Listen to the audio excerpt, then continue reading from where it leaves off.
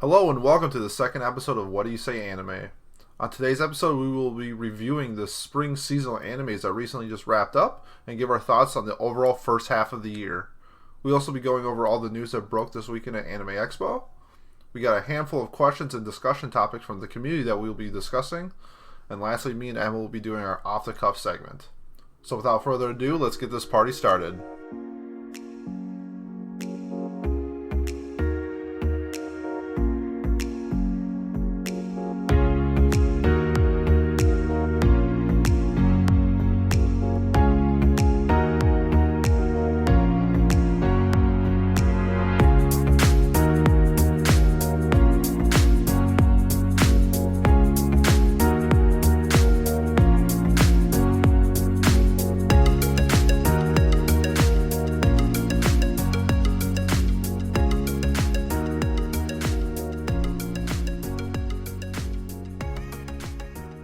Happy 4th of July weekend, everybody.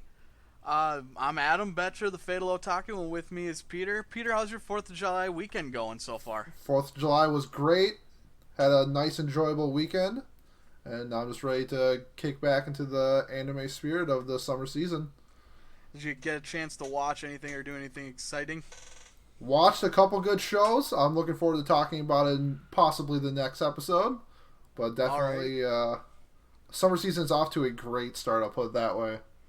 Yeah, I jumped into the first few shows that I was going to watch for the summer season, as well as catching up on the spring season I was getting behind on. But I'm really liking the show so far. I've got a lot to talk about next episode when we get into summer. But right now we're going to be diving into the spring shows that we watched. So to kick things off, the first one that we checked out was Rising of the Shield Hero, and we both watched that. That was a continuation from the season before, actually. So it's a two-core show. It's about a character who gets transported to another world along with three other people from their own parallel universes, who are each given a special weapon that's designated to them. The main character is the Shield Hero, the titular Shield Hero, and along with him is the Spear, the Bow, and the Sword Hero. Early on, he gets blackmailed and loses basically all his companions. Everyone believes him to be a rapist. And it's a really good show, though. It's about a zero to hero story where the main character is basically ostracized and has to redeem himself. What about the show did you really like, Peter? Because I know you're a fan of it. Definitely the first arc definitely set it adrift. I thought it was going to be... I thought it had like a ReZero type of darkness vibe to it. Especially the first arc. I was like, wow, this is a little different compared to like a Sword Art or a Cell Phone in a Parallel Universe type of show where it's very... There's some dark moments in each show, but those are very softcore show. And the first arc of this one really set the tone of what I thought the show was going to be like. I like the main character a lot. Definitely different. I like that he just doesn't give a shit about anything, and he definitely set the tone of what he was going to be like. Overall, I thought it was a pretty solid show. I guess I can nitpick a little bit. Go for it. Go nitpick. Yeah, the side heroes they're terrible characters. They are. The example was in the beginning where he is accused of rape. Of course, they don't play dumb. They're unfamiliar with the situation and they think that he's a rapist. So they're like, okay, this guy is human garbage, so we're going to treat him like human garbage. And that makes perfect sense. And then as the show goes on, you see more and more evidence that the Shield Hero is this great... He's actually, I would say a great guy, but, he's not a bad person. He's not raping people. And they're still just oh, God, this Shield Hero is so dumb. Oh, he's so bad. He's such a terrible person. It's no, he's fine. This person accused him of rape and you're doing nothing about it. And it really just drove me crazy that it was not one time that it was more just... It wasn't just one time where they're just oh, I still don't like the Shield Hero. It's over and over and over and over again of Shield Hero proving himself that he is a good person. They're still just nah. I'm just I don't get that part. Yeah, they were pretty shitty to him in every possible way. Taking his gear from him. I guess that was more of bitch or whatever, but They took his gear, they took his money. No one would party with him. They badmouthed him, challenged him to duels where they cheated, like, and it gives you a reason for why he is such a pessimist and hates everybody in this world and has like no love for it at all. Absolutely. Because he comes from Earth, doesn't have any like connection to anybody here, at least at the beginning, and is just being treated like he's the filth of the world, and he doesn't deserve it at all. No, and they definitely like don't make it a point to. He as a character grows. Like he's mad at everything, but like as he joins with like Raftalia and Philo, like he grows as a person. And the other characters are just so dumb that they cannot, like, literally just adapt to what's going on. They're just like a one straight path of I'm dumb, I'm the hero, I have to save the world, and it kind of drove me a little crazy that they didn't, because they kind of like hinted at it in some parts where he's like, oh, I guess he's not so bad, and then literally the next episode they're like, the shield hero is garbage. I'm just like, well, last episode you thought he was fine. So it's a little back and forth with those characters. That was honestly the biggest hate I have for it, because overall I thought the show was pretty good. There was one arc I thought was really bad when they were fighting the priest. Yep. That it lasted 2 episodes for about a 2-minute fight.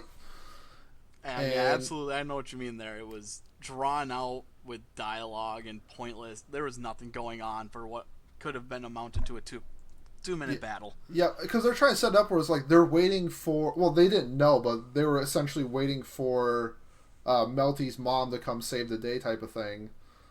But they didn't know that she was on the way. And by the end of it, it didn't matter because he just used like his OP shield move to win. But it was so drawn out. But I thought other than that, like the first arc was like 10 out of 10. Like that was Absolutely. like a fantastic arc. There's not many shows that are like that. I really like it when they take, like, even if a show takes a risk and it's bad, I appreciate that they took a risk. And I really like that they took a risk with, I don't remember a show that had like a false rape accusation, especially in like a fantasy type of show. Like this is way different. The only thing I could think of was like ReZero, where it's much darker than other fantasy shows or isekai shows. The only thing that even comes close, like this stirred up some controversy with that first episode, the rape accusations. It was kind of reminded me of the Goblin Slayer issue that happened at the same time, where there was an actual rape. I think it set people up. The Goblin Slayer probably set people up that this was way better because this is just a false rape accusation. Where Goblin Slayer, it was a legit rape scene in anime, and it was the first episode. Yeah. So it kind of set me up. I was just like, wow, like, is this the path they're kind of taking now in these type of shows? Which I don't condone it, but it's definitely different, and it definitely made like the redeeming quality of the arc so much better because of how dark it was. It made like, it's like the yin and yang thing where it's just like it's so dark, but the light is like just as good when it comes through. So speaking of the characters, we talked about how you didn't like the other heroes, which aren't actually a big part of the show really either. They're just kind of there to get in the way and make the shield hero look all the more awesome. But what about Raftalia and Philo and the rest of the crew that he recruits throughout the adventure? How do you feel about them?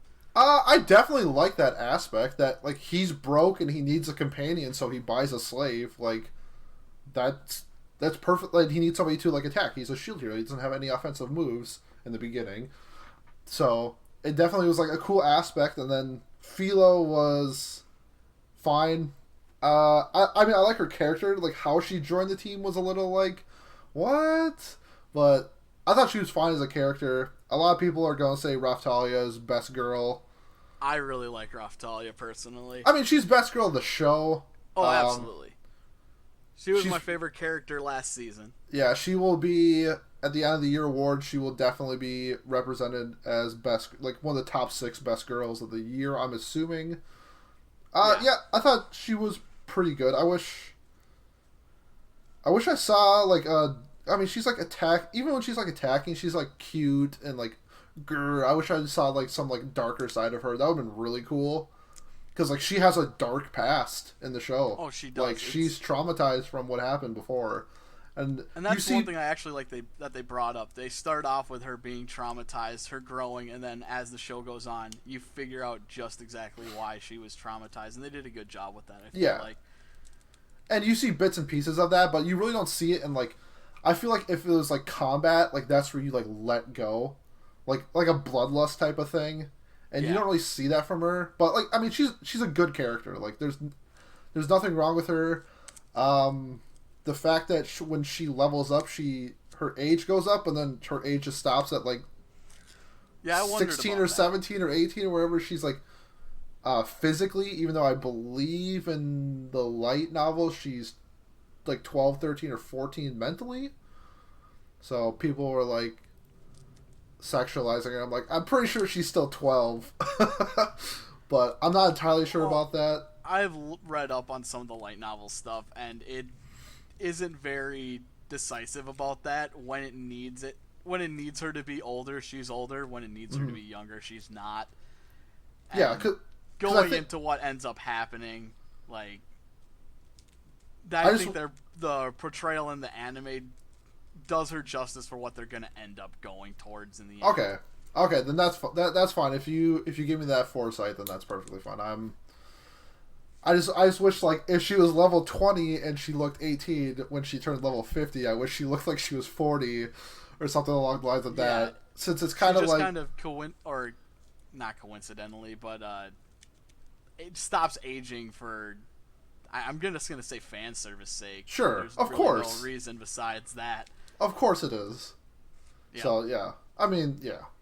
That's but fine. overall, for through the two cores of Shield Hero, I gave it a 9 out of 10. What I gave about it you?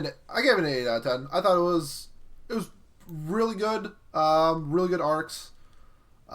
Just like the side characters brought it down just a little bit. Fair enough. One arc brought it down a little bit. It's really hard to give like an isekai show like anything above a 9 for me. So, Oh, I don't have any problem. I rate on the higher end. I'm easy to please though, so oh, for there's. sure, me too. I just when they gave me the first arc, I wish every arc was like that. Yep, But it wasn't, but it was still a very good show. absolutely. All right. The next show that we're going to jump into is the one that I watched. Well, I only half watched it. Was the new season of One Punch Man, and I'm not going to talk about 10 minutes about One Punch Man. Just want to give a quick how I feel about it because it switched studios, and a lot of people were upset about that. But I think a lot of people were happy that the fact they were still getting a season 2 regardless. I've gone through half of it, and I don't think it's as bad as people think it is. I think a lot of people give it some slack for the animation. Some for the stories maybe it's not as good as season 1, just because a lot of people like love season 1. Yeah. Personally, I did too. I think I gave it a 9 on Mal. This was a pretty good show. I gave it a 7. I think if you're a fan of the show, you definitely would go and check it out. It's just not what season 1 was like. But I think overall, I think people give it way too much criticism for what it is. Overall, I think it's just a pretty good show. 7 out of 10. No, that's not a bad rating at all. That's pretty good actually. So the next one we're going to be looking at is Demon Slayer, and this one's continuing on into the next season we're going to be watching, so you'll hear about this again. But the premise of this one is that the main character, sorry about that, the main character, his entire family is murdered by a demon while he's out selling charcoal in the middle of winter, and the only person that survives is his younger sister, who he tries to rescue. But turns out that she's been bitten by the demon and has demon blood in her and starts to transform into a demon herself. Luckily for him, she has something about her that we don't really know yet that is preventing her from having that demon lust for human flesh. And so he sets out to become a demon slayer to hunt demons and eventually try to find a way to turn his sister back into a human. If that sounds similar to an older show called Inuyasha, you're actually to me that's exactly the vibe I got from it.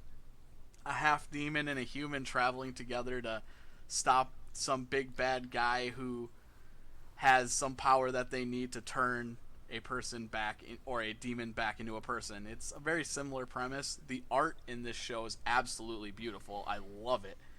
And the action scenes are amazing. What do you think about it, Peter? I could not say how great the visuals of the show. Absolutely blown away by that old school style art in a modern show.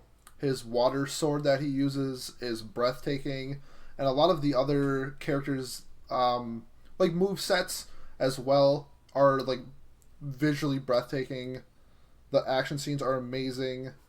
I really really like the story of like he's setting out for revenge because they killed his family, and he has all these. I shouldn't say powers, but he's definitely trained to have some type of water power with his sword. Um, in terms of his sister Nezuko, I think that she's best girl over Raftalia for the Oh, that's season. totally fair. I think she is a fantastic character. She's kind of like she's like a blade from like the vampire blade, but she's a demon. She's pure demon, but she also has like the human emotions still inside of her. She's kind of like half and half. She relies on sleeping instead of blood to regenerate. So I kind of like that type of like that she doesn't have to eat humans to regenerate like or to I should say just to live in general for like the other demons, that she just needs to sleep. And I was like, that makes sense because humans just need to sleep to get better. Yep. I think the 14th episode came out yesterday. I'm 13 episodes in, so I'm caught up as of just about yesterday. Overall, fantastic show. Cannot recommend enough if you are like a shonen with a good story, good fight scenes, great visuals. Right now I have it as a 9 out of 10. I think it's that good. Yep, I agree with you 100%. 9 out of 10. The visuals, the water visuals especially, are absolutely stunning. It's like a water painting coming off of his sword. It it doesn't like it pops, I guess, with the background art. It's so cool. It's something you just kind of have to see. Yep. Is there anything that you don't like about this show? Because for me, I personally am having a really hard time finding something I don't like about this show. Yeah, that's a good point. I can't think of anything per se. The boar guy kind of bothers me a little bit. Sure, But I understand that. it's ticky tacky nitpicky at that point. I guess Yep. the lightning guy, the whiny little kid, kind of is annoying too. But I'm very interested to see how his character plays out. yeah, that's the thing. I haven't completely written him off because he obviously is powerful. I don't know if But you've seen Black Clover, but he kind of reminded me of Asta. the main character from Black Clover. Yeah, Yeah. but the visuals are so good. Where he's just crying the whole time, but like his eyes are like shooting out of his face, and it's like it's kind of annoying, but the visuals make it hilarious, and so Oh, it's funny. it's something sure. Black Clover couldn't do. I'm And just wondering if he stays like this throughout the show and doesn't change. I'm assuming they're gonna like dive into his character at some point. But if he Yep. doesn't change, then he just stays the whiny, scaredy cat. Eventually, it's gonna get to the point where I'm like, dude, just go away so that we can like deal with this stuff when you're not hiding in a corner, crying your eyes out, yelling about how scared you are. Yep, and But I think if, the only they, reason, if he grows, I'm totally okay with him. yep, yep, and I think like the only reason why I don't give it like a 10 out of 10 is because there's still 12 more episodes to go, at least for this season. My guess is it's going to get like a second season just because it's blowing up, but some stories change. Like the first half could be amazing, second half could be garbage. So I'm holding off on giving it like a 10 out of 10. So that's why I gave it a 9 out of 10. That's fair. And if you're like a fan of shows like Inuyasha, you will absolutely love this show. I guarantee it. Next up, we have Isekai Quartet. It is a personally quality crossover show between Tanya the Evil, Overlord, Konosuba, and ReZero. It's exactly what you think it is. It's just a quick 12-minute comedy with 12 episodes. It was recently announced that season 2 will be coming out with a new transfer student. Adam, what do you think about this one? I really like this. I'm like we've talked about before. We're both isekai fans. We've seen these shows, and to see the characters interact in a high school setting, and like form their little cliques, like Tanya and Ainz becoming good friends because they both like sense like camaraderie in each other. That they've both been through the same thing, and the same thing for I'm spacing on their names. The two, Subaru and Kazuma. yeah, Subaru and Kazuma, like bonding at least for a short moment over their like similar situations before they realize that they're going to be rivals instead Yep. for some I odd like that reason. Kazuma wishes he had a harem, and Exactly. Subaru not noticing that he has a harem, and Kazuma like genuinely hating him for it. Yep. And Subaru's like, I don't know what you're talking about. And then Kazuma just getting very, very upset about that, since Kazuma is one of my favorite characters in anime to begin with. He's absolutely a blast in this Yeah. show. I really just like that. I haven't seen something, because season 3 of Overlord was really, really bad, and I loved the first 2 seasons of Overlord. So I really like all 4 of these shows. I've kind of seen Tanya, so I should say I really like 3.5 of these shows. Yeah. And it was really nice to just see a different take from it, and it made me just want more of all these shows. Which luckily we're getting the Konosuba movie this August, which is technically their season 3, and then ReZero season 2 was announced, and that's for 2020. I'm assuming we'll probably get season 4 of Overlord. Not sure when that happened, and then the Tanya the Evil movie came out 2 months ago. Something like that. So these are all like reoccurring shows. Since it's getting a second season, it's pretty likely that these shows will be continuing. They're putting money behind it, and a lot of people like these shows a lot. Ab, what do you give this show personally? I gave it a 7 out of 10. I enjoyed it. As a short, it's absolutely perfect. I couldn't really give a short, though, like this anything more than that. Yep, I just some of my favorite shows. I gave it an 8 out of 10. Just really easy to watch, really funny. I don't think there's like a bad episode. Just it's a 12-minute hysterical laugh fest. All right, the next one we're diving in to is Diamond No Ace, or Ace of Diamond. This is the third season, if I remember right. Act 2, though, which is... it's kind of confusing to remember, but it's Act 2. It's the third season. It's the continuation of Saito High School and their drive to become the national champions of baseball. You're watching the first season, if I recall right now, right? That's correct. Yep, I'm about halfway through the first season. Yeah, so this is a continuation. At some point, there's going to be a change up in the team. I'm not going to say a lot about that just to spare you, but like this is, I believe, the next year. The first tournament of the next year, continuing on from where Season 2 left off. If you like baseball anime, this is the baseball anime to watch this season. There's another one coming up that is not anywhere near as good. The art in this show is great. Some of the ways they do like baseball plays, like they reenact plays from the major leagues through the matches. It's really, really cool. And if you're a fan of sports anime, this is a great one to watch. What do you think about this show so far from what you've seen? So far, it's like, because one of my all-time favorite shows in any genre is Haikyuu, and it kind of gives me that shonen sports feel, that's what I loved about Haikyuu, and I kind of get that with Diamond No Ace. The characters aren't as good as Haikyuu, but if you're looking for like this is a really good baseball show. I definitely like recommend it. It's kind of, the main character's kind of like quirky. I really like him a lot. He's one of like the definite best qualities of the show. Definitely recommend it to anybody who's looking for like a sports anime to watch. Yeah, Salmura is the pitcher. He's actually, well, a pitcher. He's not the pitcher because he's actually not all that great, and there's other better pitchers around him. But the thing I think the show excels at is making sure all the players get their chance to shine. It's not just about the MC. Every single character, and even when they start switching the team up, the other characters that come in all have their own personality, their own like style to playing baseball, and even the rival teams get fleshed out, and I really like that about the show. This last season has kind of been, I feel like it's accelerated, so it kind of dropped off from the first 2 seasons, which I gave 8s. But I gave this one a 7 out of 10. Yep, and I have season 1 at about a 7. Just a quality sports show. Yep. The next one we're going to talk about is one we both have differing opinions on. Can't wait.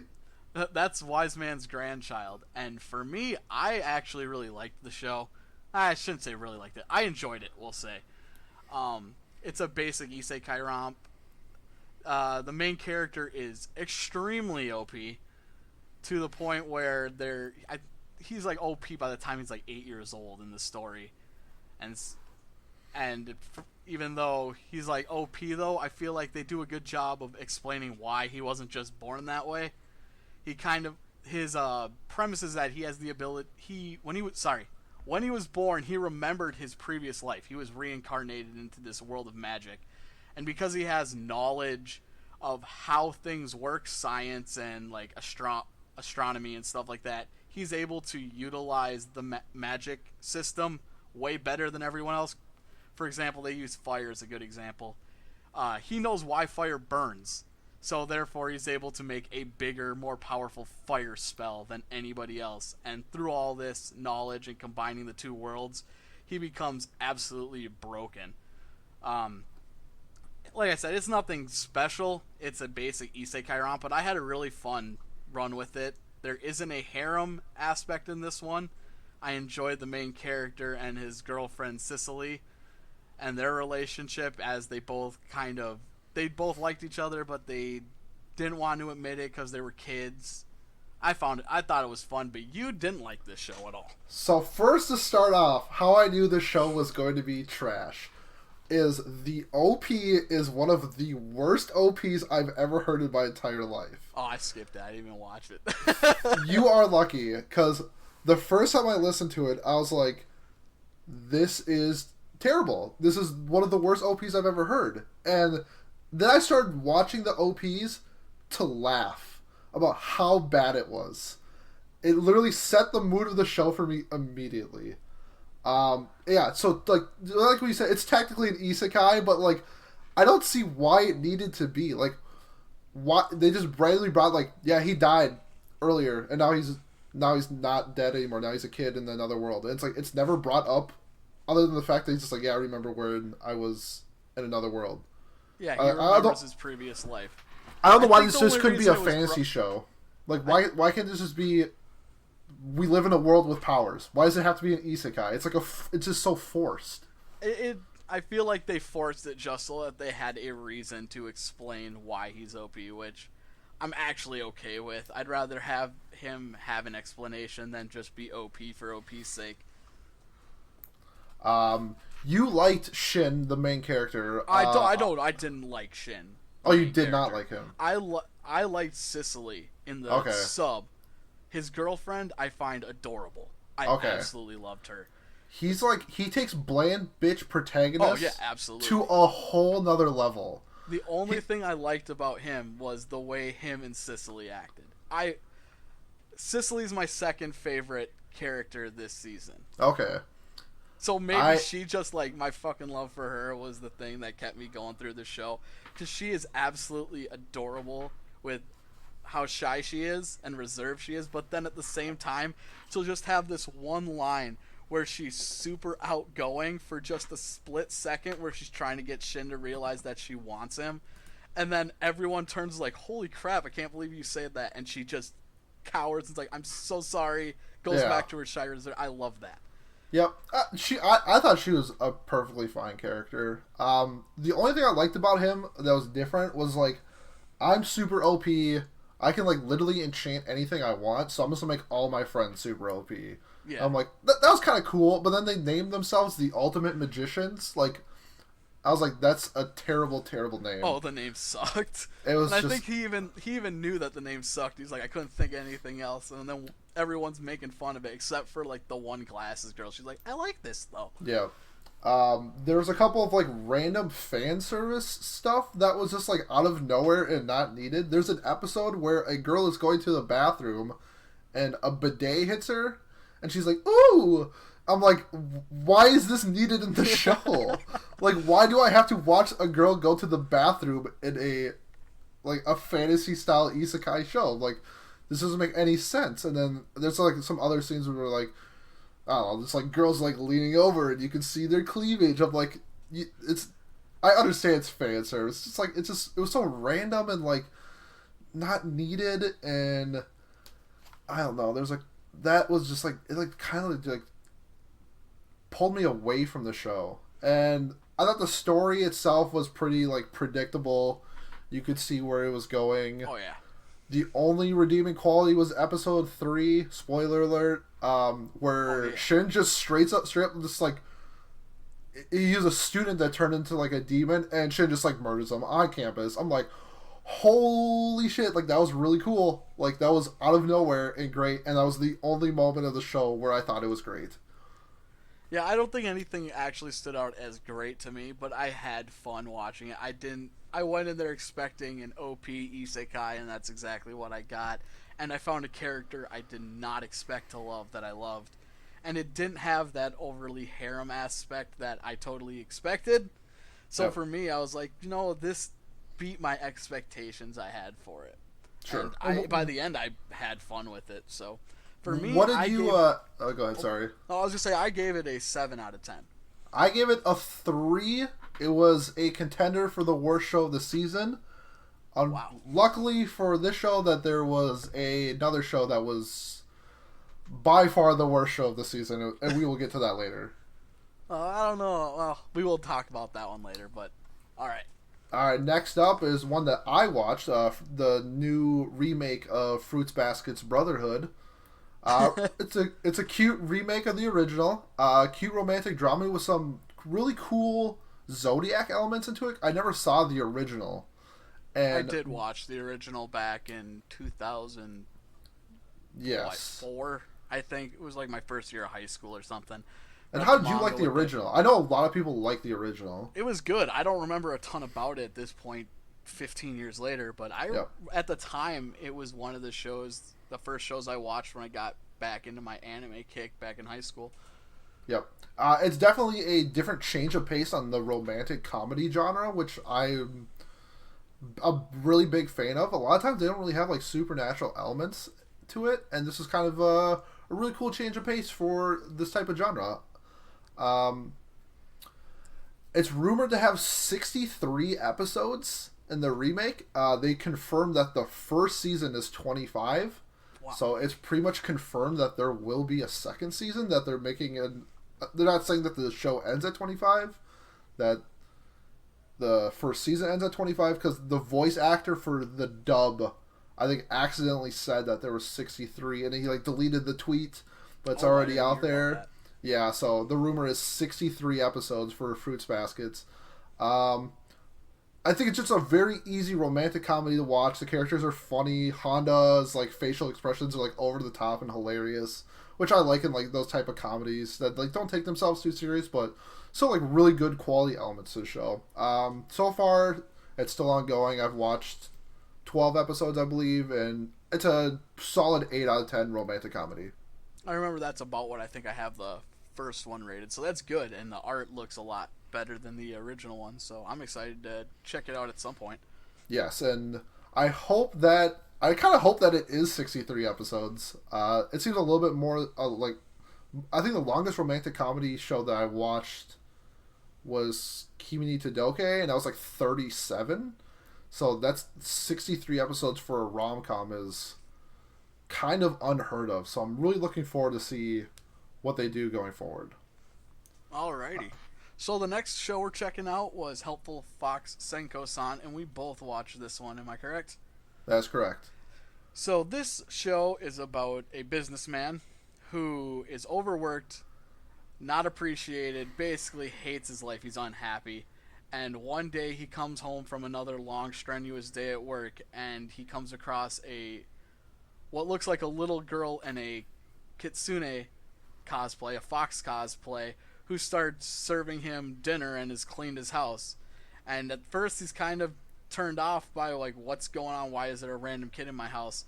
But he finds out that Senko-san is here. She is a demigod, a kitsune demigod who's like 800 years old or something like that, who's come to basically pamper him and make his stress go away. So the show's really just about a guy who overworks himself, comes home, and gets pampered, and at the end of each episode is normally some kind of little like tidbit that'll just try to make you feel good. Like, yep. What did you think about it? Yeah, it's a cute fox does cute things for a really tired dude. Yeah, it's Not a only, very cute show. Um, it's like the Everybody Loves Raymond of shows, where it's just you want to turn your brain off and watch something. Like you turn on Everybody Loves Raymond yep, because you could literally just like pick it up in any random episode and you'd be fine. Like there's really no story. There's no like arcs to this. It's just a cute fox. Really, is this really cute fox is helping out this guy who's overworked like who works like 90 hours a week. So it was a really easy show. Technically, it's a comedy, but it really wasn't that funny. yeah, It's more just like it's just like a cute slice of life show. yeah, I thought it was fine. It didn't have like the quality slice of life show things that I like Yuru Camp or Laid Back Camp was, where it's just cute girls going camping, but the show was absolutely amazing in the slice of life elements. It was just missing stuff like that. So I I did. gave it like a 5 or 6 out of 10. It's just like a normal good show. I gave it a 6 out of 10 as well. The one thing I want to give it credit for, though, is there are a couple of the little things that Senko says to help him feel good that are really heartwarming. Like, I don't remember the episode itself, but he comes home after a long day of work and he's basically like had the worst day, and he doesn't want to, he basically wants him to like tell her like what happened. He doesn't want to complain about it because he doesn't have the right to complain when there are so many people out there that have it worse. And the what she says to him, I wish I could remember it exactly, but I'll she says something along the lines of like, even though there are people that had it worse, it doesn't take away from how hard you had to work today.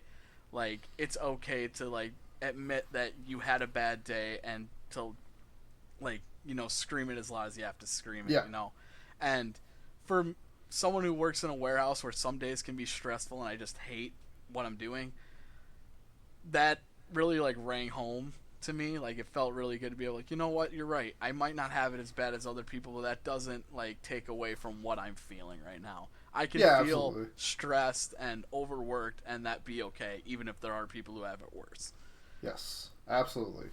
Well, so what do you end up giving the show? I gave it a 6 out of 10 as Yeah, well. that sounds about right. I think I could definitely like recommend it to anybody if you're just looking for a show to shut your brain off and watch a cute fox. That's Yep. all. All right, next up is my anime of the season. I cannot recommend this show enough, and it is Carol and Tuesday. First off, the animations are by Bone Studios, who did the My Hero Academia show, so you know the animations are going to be on point. The pop culture references in the show are... Oh, let me explain the show real quick. It's about two girls who are trying to make it big 50 years from now on Mars. And so what they're trying to do is they go on to, like, in The Voice or America's Idol type of show where they're trying to compete and get their name out there. And there's really cool elements of, like, their videos are going viral on YouTube. There's a bunch of like pop culture references, such as they're going to go see an artist named Bruno at a concert. So like they're on Mars, so they're going to see Bruno on Mars. So it's like really funny music pop culture references throughout the entire show. That like if you're a fan of music, you're like, that's super witty and funny. All the music is original music sung in English, and it's up until recently they've been like 10 out of 10. Every single song has been unbelievable. Now when they got to like the American Idol type of show, it's gone down a little bit, but it kind of makes sense because like the people who are singing bad songs lose the competition, so it kind of makes sense why they're not doing like amazing songs for these other people. So the music itself has been like unlike any other show I've ever seen in my entire life. Like I said, the quality of the show is amazing. The storytelling is amazing. The characters themselves are really good. Like, they're kind of polar opposites, but they kind of like work together because they both have the same goal in mind. One's a guitar singer, the other one plays keyboard, and they sing like these like Taylor Swift type of songs, but like at the same time they also sing like some soul music, and it's really great. The only downfall to this show is that it's only being streamed on Netflix Japan. So unless you have a VPN and can speak English or speak Japanese, the only way you can legally watch it is Netflix Japan, or you can just find some random malware infested site and watch it for free. But It was announced literally today that it was coming to all Netflix platforms on August 30th. So I'm really hoping that that gets the word out to people. It's kind of like what I gave Demon Slayer. I'm giving it a 9 out of 10 just because it's 25 episodes and we're 12 episodes through. So I need to wait to see how the second part of the season goes. But overall, my God, this show is fantastic. If you like drama, romance, music, slice of life, pop culture references, beautiful animations, beautiful characters, check out Carol and Tuesday, please. I cannot recommend this show enough, and like nobody is talking about it. So, like I said, 9 out of 10 with a very, very easy possibility of being a 10 out of 10 show. I'll definitely have to check it out when we get it on Netflix. Then Yes, that sounds good. So the next one we're going to be looking at is We Never Learn. We both watched this one. It's about a smart kid whose name is Nariyuki, who has to teach two geniuses, Rizu and Fumino, how to basically get into the college that they chose. Even though they're geniuses, they excel in only one subject. Rizu excels in math. Fumino excels in her, I'm going to say writing. They don't really say, but she emotionally connects to people, so she's able to like get her thoughts out on paper. However, they're aiming to get into colleges for the opposite field. So Rizu has to learn how to understand writing more, and Fumino has to understand science and math. And because they're both geniuses, they can't teach each other because they say something along the lines of they don't understand what they don't know, so they can't teach the other person. And along the way, Nariyuki's friend Urika, who is a swimmer, joins, and she has to become his student as well because she needs to learn English to get into her school. It's a rom-com. It's hilarious. I loved the show. The art is actually I really like the art. It's beautiful. And Urika is my favorite character of the season. you're right. She has, besides just being like cute and adorable and outgoing and sporty, she also has the hottest tan lines. I love the character design. I love the back and forth of the characters, and they eventually introduce some more along the way, but those four, Nariyuki, Rizu, Fumino, and Urika, are the main four characters. 3 girls, 1 guy. It's similar to quintessential quintuplets from the season before. Yes. Where it's a smart kid teaching girls teaching them math and science and all that stuff. It's real fun. Yep. I thought this was going to be like a Nisekoi type of high school harem anime type of show that we're going to get into, but it was way better than that. Yep. It definitely Team Eureka. What I really like about these shows is then we can see online arguments about who's best girl, and I'm glad that we decided it's Eureka, so I'm glad we're on the same boat for that one. Already announced that the show's getting a second season. I believe it's 2020, but I could be mistaken. It might actually be winter 2020. Yeah, not entirely sure. I think it's it was either coming late up in the next couple seasons or something. Yeah, I think it's either late 2019 or early 2020. Like you said before, really similar to quintessential quintuplets. I like quintessential quintuplets a little bit better. Yep. But I honestly thought that show was like really good. Because harem's really not my style of show, but like if they do like the comedy elements right, the romance elements right, like it could be a really good show, and this is a really good show. I normally like harems, but I don't like them when they're in my isekais. I don't know, I'm weird. It's like I don't like the green beans to touch the mashed potatoes. Hey, I mean, everybody's got their own preferences, so... Yeah. So for this, I gave it an 8 out of 10, the same score I gave Quintessential Quintuplet. So if you do watch this, check that one out as well. Yeah, I gave Quintessential an 8, so I gave this a 7, just because... But, like, if we were doing it on, like, a decimal scale, like, Quintessential's an 8, and this is, like, a 7.8, like, it's really, really good. A really quality show. Yep. All right. Next one that I watched is called Ayo-chan Can't Study. It's a 12-minute comedy about a cute girl whose dad writes erotic novels, and she is haunted by it because she has been surrounded by sex her entire life. and she really her whole goal of the show is to get into a college as far away from her dad as possible. Until the cute boy talks to her, and then all of these like sexual things start happening. But the problem is, this guy knows nothing about sex, and she's been around sex her whole life, so she knows everything about sex and like erotic novels. So she just assumes that since a boy likes her and she likes him, that it's going to play off like an erotic novel. And obviously, none of that happens because they're like 15 years old. It's a really easy 12-minute comedy. Like, it's technically ecchi, but not really. They just like talk about sex, but it's never really like over the top cleavage, that type of fan service you're like expecting. It was more like, it was actually like more story driven ecchi comedy, which is kind of different these days. Definitely recommended if that's your thing. I gave it a 7 out of 10. Like, just really funny ecchi comedy. Yeah, I didn't watch it, but just from the description, it sounds like I probably should have. It's much better than the next ecchi comedy we're going to talk about. Yeah, I still don't know exactly whether I agree with my own rating on this one or not. The next one we're talking about is Why Are You Here, Teacher? And this is pretty much, it's a short as well, but it follows, is it 3 different? 4. It becomes 4. I think the last one shows up in the last couple episodes. But 4 different boys all falling in love with their teacher in some weird different way because of the odd circumstance they always find themselves in.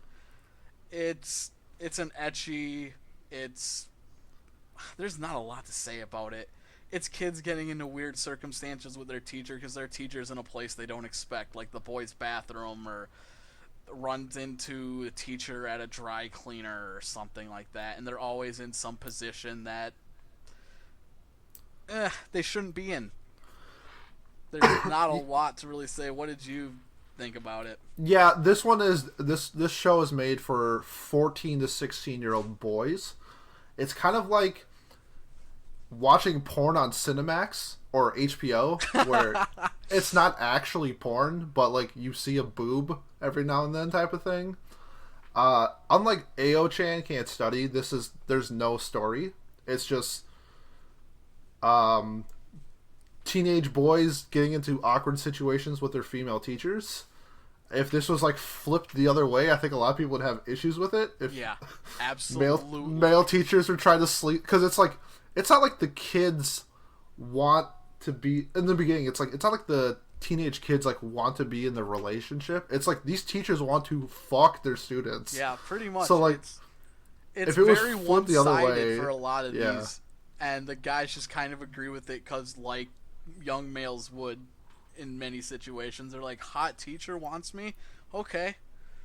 Yeah. Like, so it's just like, yeah, of course, if you're a 15-year-old kid, your teacher wants to sleep with you, like, you're probably going to sleep with your teacher. So, yeah, I also don't know if I agree with it. I give it a 5, but I think it's more along the lines of like a 3 or a 4.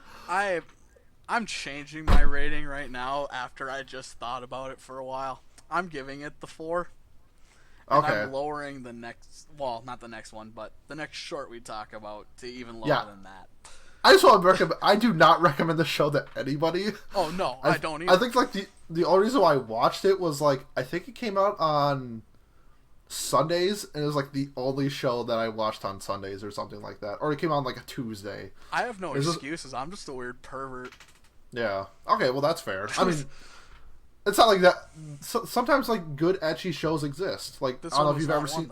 If you've ever seen Prison School. Prison School is a hilarious school-based ecchi comedy. It's one of my favorite comedies of all time. I love High School DxD, and that's High School DxD. There you go. So those there are good ecchis out there, but this is not one of them. Those are good. Like, those are just good shows with ecchi elements. This is just an ecchi show. That's all it is. Yep. So, did you give a rating for it? I gave it a 5, but I think it's more along. I think it's more along the lines of like a 3 or a 4. Yeah, I gave it a 4. So the next one we're gonna talk about, I don't know if we disagree on this one per se, but we both watched it. We might. Was Cinderella 9, and it's about a girl who comes to a school, decides to start up a baseball club, and then goes around recruiting girls to join the baseball team. There's not a lot to say, but besides, this is a cross between a sports anime and an idol anime. It's if you took Love Live and tried to mix it with Diamond No Ace, and it doesn't work. Those two settings do not mesh at all. It'd be go for it. Oh, sorry. Go ahead. I will say, like, it'd be really cool to see, like, an especially at least in women's sports like this. Softball is way more prevalent than baseball, even like fast pitch. It would be really cool to see like a really good quality like fast pitch softball girl anime. But this is just like they dolled them up, and it's an idol anime that they play baseball. Yeah, absolutely. And they don't do either well. They try to copy the character designs and like the character tropes of an idol anime, but they're bad copies. Like none of these girls stand out in any way besides not even the main character. She is just a copy of like a character from Love Live. She's 100% the same character from Love Live. Yeah. She's just, I'm the leader. Everybody follow me. Oh my god, you're so great. You're everybody the cute, looks up shy to her. One that doesn't want to talk to anyone. Like they have every trope imaginable from an idol show. And then they try to get the baseball element in, and the thing that makes sports anime good is when they understand the rules and the scenes and like the way the matches play out is fun and energetic and lively, and they don't do that with this. Yes. There's one good match I think in the entire show, and by good I mean better than everything else that the show does, and that's the last match that they have in the last two episodes 12 and 13. Oh no, 11 and 12. Yeah, I'm glad you stuck it out because I dropped it after 5 episodes. The one thing I will give it credit for is the sound. I think is actually pretty good. The audio quality is decent. The art is terrible at times. You get those weird background faces where characters have lopsided eyes and stuff. The last half of the show, they drop the whole recruiting aspect, and when they get into the sports aspect and the drama aspect, the show actually gets a little bit better, but not enough to make it worth recommending to anybody unless, like you said, unless you're me and you're easily pleased with shows. This isn't something you should probably watch. It even has a mobile game. Did I say that this was an idol show disguised as a baseball show? I did not know it had a mobile game. It has a mobile gacha game. It's confirmed an idol show that if it has a mobile game. Yeah. So I gave it, again, I think I rated it a bit too high. I gave it a 6 out of 10, but that's only because I actually enjoyed a couple of the drama episodes later on where characters get into a fight. It was the best part of the show for me. I probably would give it a 5 if I had given myself time to think about it before rating it. My biggest takeaway is I don't know if you've ever seen the movie A League of Their Own, which is like a women's baseball team type of show, movie. Yep. Why not make like a show where it's like these girls aren't like cute and ditzy, like they want to play sports, like they're really good at it. You can make that show and be good. Like A League of Their Own is an amazing movie. Yep. Like that's a very good point. Like you don't have to make it so like these girls are just so cute, ditzy. I don't know how to catch a ground ball type of thing, because like they have like a 15-minute practice scene where they can't catch the ball, they can't do grounders, they can't hit the ball when they're batting. It's just like, why am I invested in this show? Like, you are all terrible at baseball. Like the show is going nowhere. They have 2 characters in the show that know what they're on their team that know what they're doing. Yeah, I think that it's kind of like a Sandlot type of thing, but like those kids like generally love, like they suck at baseball, but like they love baseball and they try at baseball. These are like girls. I think one's like a cheerleader. They just grab her and like, hey, you want to play baseball? She's like, sure, whatever. One's part of like, the newspaper club. Yeah, it's just like it's different when like the characters aren't invested in what they're doing. Like why should I care about these characters? I gave it a 4. Because I gave it a 4 after watching 5 episodes. I think if I watched all 12 episodes, I'd give it a 2 or a 3. It's just not good. Yeah, I wouldn't recommend this to anybody. I gave it a 6. I probably will change it to a 5 now that I think about it.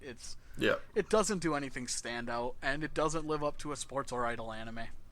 Yep, and if you want to watch a good, I'm gonna say a good, not great, like female sports show, watch Hani Bato from like 2 seasons ago, the badminton one. Oh yeah. That was that. I mean, that was a pretty good show. Yep. It was pretty good. I think I gave that one a 7. I also gave it a 7. Yeah. So the next one we're gonna talk about, and it's gonna be very brief because it's that bad, is Washer, She and I in the Woman's Bath. This is one I watched, and no one should watch it. Like Why Are You Here, Teacher? Actually, not like Why Are You Here, Teacher, because it's worse. Why Are You Here, Teacher wasn't ecchi. This is a straight up hentai. There's no other way to describe it. It has an uncensored version and a censored version. The censored one's like 5 minutes long an episode. So it'd take you, I think it's 8 episodes, so it might take you like 20, 30 minutes to get through it if you cut out the opening music, or the OP and the ED. Cut them out, you got like a 3-minute show. The uncensored version, like I said, is a hentai, but it's a bad hentai, and you should just watch something else. It's about a guy who has to work at his father's bathhouse because his father's hurt, and the girl that bullies him at school, who secretly has a crush on him, comes in with the volleyball team, and he's gonna get revenge by raping her. And then she confesses her love for him, and so does the volleyball captain, and it's 8 episodes of nonsensical sex. It's trash. I gave it a 3, a 4, 3 or a 4. It's not worth your time. That's it. That's all I can say about it.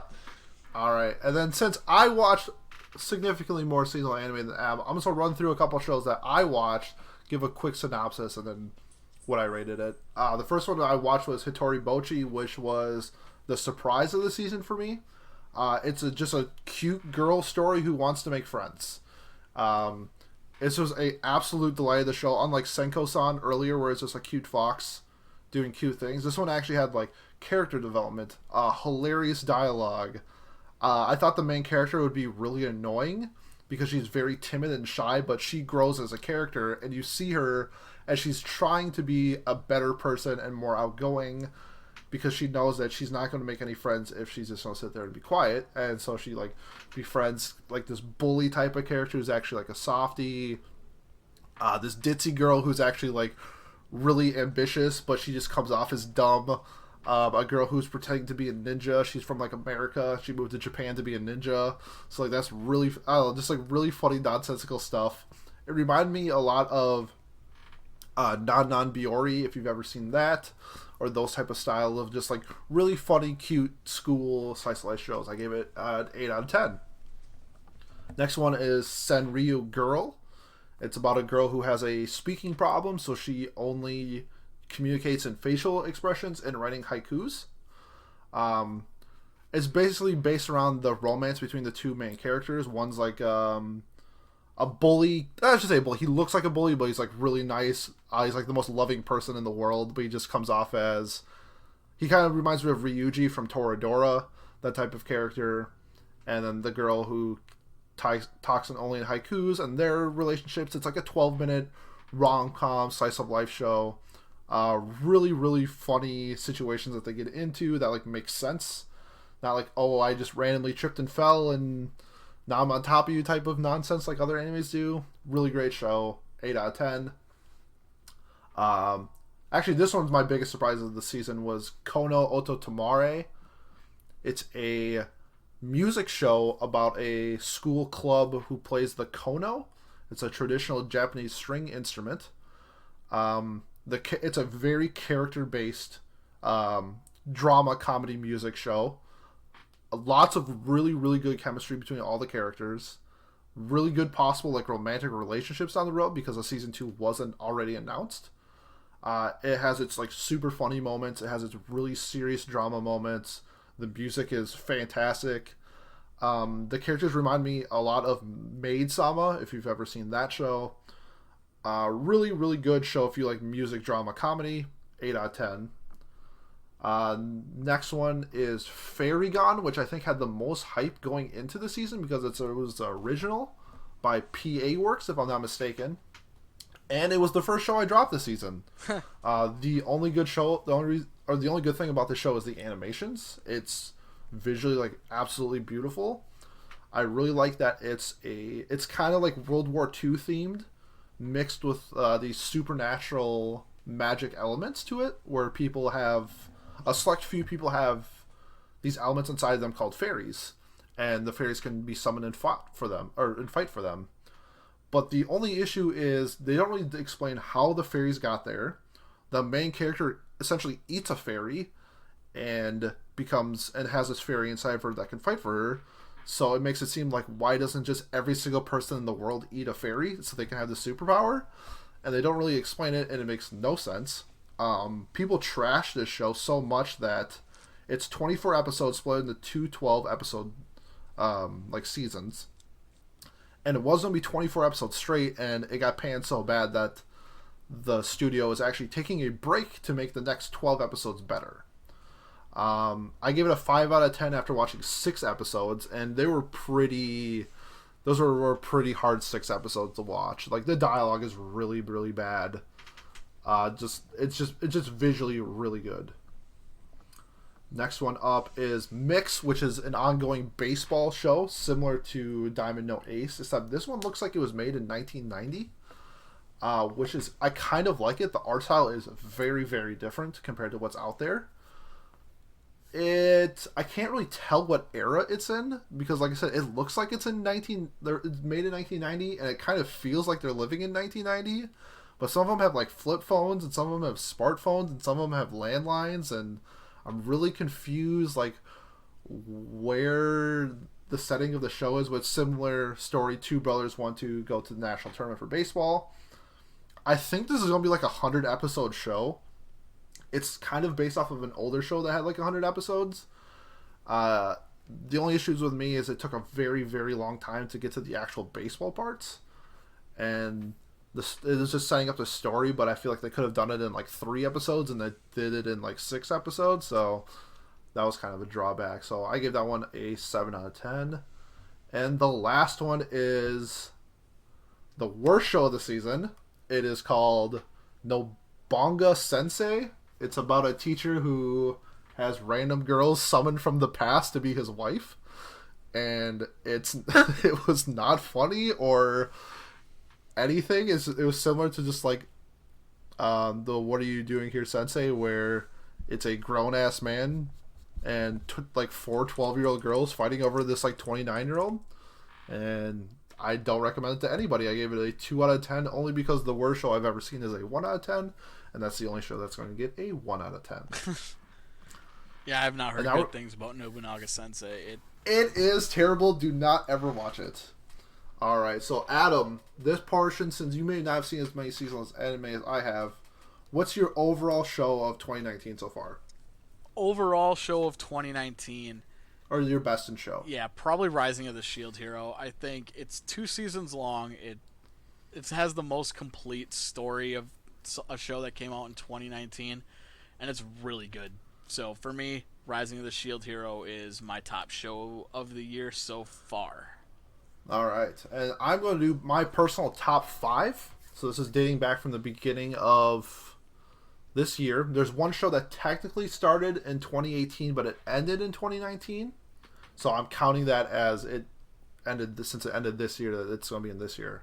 So my number 5 is Love is War, or Love is War. Really, really funny romantic comedy where the two characters, they both like each other, but they think whoever confesses is the weakest of the two. So the whole goal is trying to convince the other person to confess to them first, because they both know they like each other. So it's a really different element to like the rom-com scene. Definitely, like, the characters are hilarious. Chica and I am blanking on the other girl's name. Crap, I'm going to get flamed once. Chica is adorable. No, it's very important. She's a very, very... Oh my god. Kaguya-sama. That's what it is. Kaguya and Chica... yes, they are both going to be... They're both in contention for, like, best girl of the year. Personally, I like Chica more than Kaguya, but, like, I actually think most people like Kaguya way more. So, we're kind of in the minority, but... I see that the I think Chica so. dance is such a big meme. I feel like she would win a popularity contest. The But only how though, like I saw like if anyone ever goes on to our anime and they have the best girl contest, Kaguya gets way more votes than Chica. that's sad. So that's the only thing I can really base it off of. And I think this is such a beloved manga, and it's been going on since 2015, that I think people have more time to like develop who they think. And I'm assuming Kaguya gets way better as the show goes on, even though she's a fantastic character. I think that's just like more what people think of when they think of like the best character from this. But overall, number 5, fantastic show. I gave it a 9 out of 10. Number 4 is from this season. I mentioned it earlier. Is my anime of the season is Carol and Tuesday. Just a fantastic show. Great story, great visuals, great music. You already heard my rant about that, so I won't say more. Number 3 is the one that started last year and ended this year, and that's Run with the Wind. Oh yeah. Run with the Wind. I believe it's made by the same studio that did Haikyuu. It is a running anime about a collegiate team trying to. Well, essentially, it just starts out as they need 10 members to be a club so they can run in this tournament that the main guy wants to do, because if he can't, he's like a senior in college, and if he can't get 10 people to run it, then he can't do it. But all he just wants to, he doesn't care if he wins, he just wants to do it. The characters are so good. The main character, I should have looked this up before I did this. The main guy from Run with the Wind. Let me give me 1 second here. Haiji, that's the main guy. Is going to win. He should win Best Boy of the Year. He's an unbelievable character. If you like story-driven, character-driven shows, this is probably the best one of the year.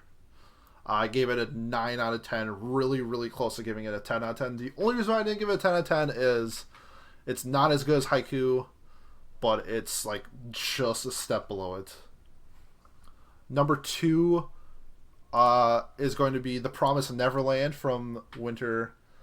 The show itself was just absolutely brilliant. There's not many thriller suspense shows out there that do what they do. A lot of times they rely on horror or gore or violence, and this one did the exact opposite. There's scenes of violence and horror into it, but it's smart. It's really different. The main characters, how they devise their plan, I thought was genius.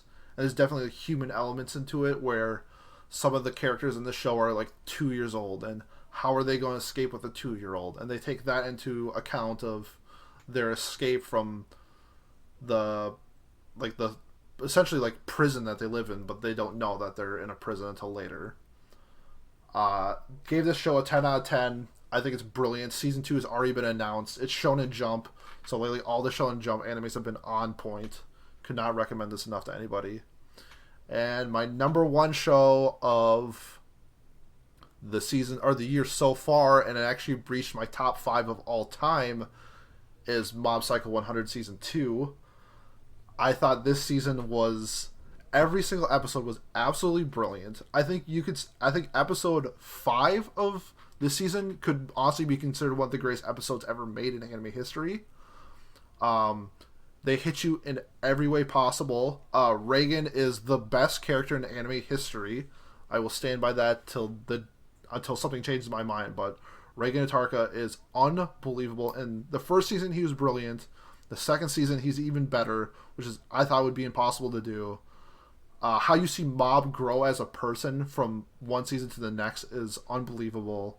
The OP, the music, the animations, everything about Mob Psycho is perfect. I gave it a 10 out of 10. It's my number 5 show of all time. I'm really sad to see that it's probably over. I think they technically have enough material for a 3rd season, but I don't think they're going to go that route. I know there's an OVA coming out where they go to a hot spring, so that'll be funny. But I'm out of breath talking about how good Mob Psycho is. It is unbelievable. It is my number 1 show. I am going to give an honorable mention to Attack on Titan Season 3. I have not seen it. It's the number 2 ranked show on Mal. I acknowledge that It's literally ranked as the number 2 show of all time for anime. So I'm gonna give it like an honorary number 1. But I haven't seen it. Adam hasn't seen it. But literally, people are saying that it's the best season, like the best like 12 episodes of a season of all time. So I'm gonna give the honorary nod to Attack on Titan season 3 part 2. Next, we will be doing our news segment. This weekend was Anime Expo in Los Angeles, and a lot of news came out. I think the biggest news of them all is Akira is getting its own TV series produced by Sunrise, who recently did Code Geass, Cowboy Bebop, Gintama, and for Adam, Love Live. Not even joking, I really hope, like how Tron had Daft Punk do the soundtrack for it, I kind of wish Kanye West will do the next upcoming soundtrack for the Akira, because that would be absolutely he is awesome. a huge fan of Akira. If you've ever, the song Flashing Lights is based off of Akira. I mean, a lot of his inspiration comes from Akira. So, and he already said that he would like to do something with Akira. So, I would really like to see that going forward. Next up, Trigger announced that their brand new project for 2020 is called Brand New Animals. No word on when it's released or the story behind it, but it looks like the characters will be based as animals. And it looks like it's kind of in a futuristic techno world, so looking forward to seeing that. It was announced that Pacific Rim, the anime, will be receiving at least two seasons, and will be distributed onto Netflix in 2020. Polygon Pictures will be handling this project. If you've seen Knights of Sidonia that's on Netflix, it's going to be, more than likely, it's going to be a 3D CGI style type of show. It's not confirmed yet, but since that's what they mostly do, it's probably going to be something along the lines of like Genlock that came out this year. It's also rumored to have a very, very high budget, so hopefully it's better than what we've seen before with some CD or some CGI type of anime shows. So yeah, they don't really hold up very well. But a lot if of the Netflix time. is funding it, I'm hoping, crossing my fingers, that this is going to be a very high quality show. Yeah, Pacific Rim looked like it would make a good anime, so I'm willing to take a shot at it when it comes out. And the fact that it's already been announced that it's 2 seasons and possibly more, I kind of like that a lot too. Next up, The Konosuba movie was announced that it will be airing on Crunchyroll to North American fans. The release date for Japan is August 30th, but there's no word when it will be on Crunchyroll, so we will probably be seeing it later in 2019. But it's really nice for people who are hoping it was going to get a theatrical release in North America. At least we don't have to wait. At least we know we will be able to see it. And I'm really hoping it does get a theatrical release as well, because seeing the Two Heroes My Hero Academia movie with 200 people was a really, really fun experience, and I'm really hoping to see Konosuba in theaters with a bunch of other fans of the series as well. Yeah, if we do get more information about that, I wouldn't be surprised if the next thing we hear about it is at Crunchyroll Expo. I mean, that's a perfect place for Crunchyroll to announce something like that. Absolutely. And just a plug, me and Adam will be at Crunchyroll Expo. Next up, we got confirmation that Studio Feel will be doing the 3rd season of the most anticipated show for me of 2020 is my teen romantic comedy Snafu.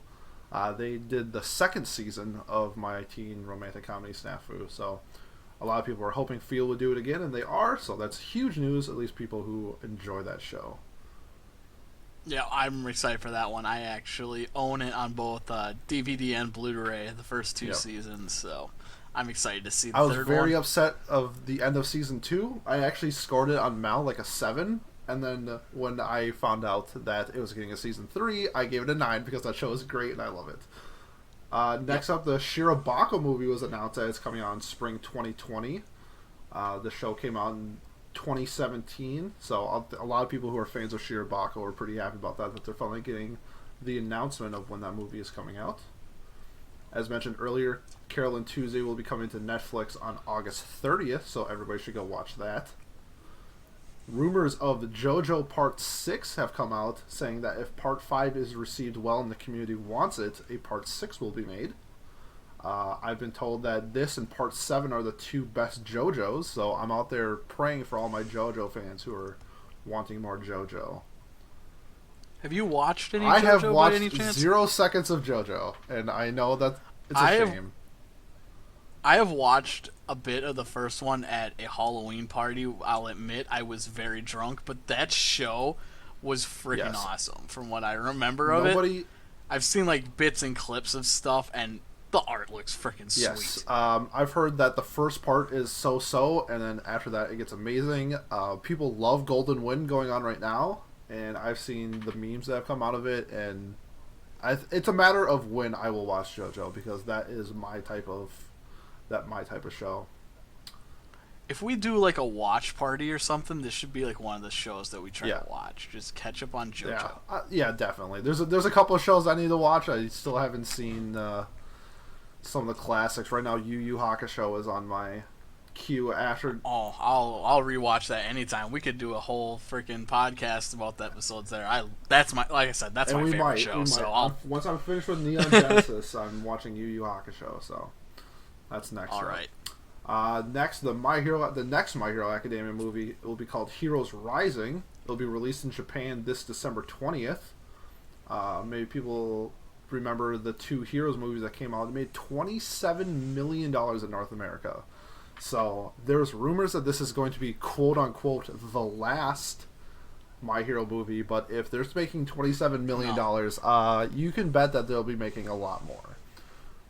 Yeah, I wouldn't hold my breath. If you see how much like the One Piece movies and stuff get every time they come out with something like that, even Fairy Tail comes out with a movie every couple of years.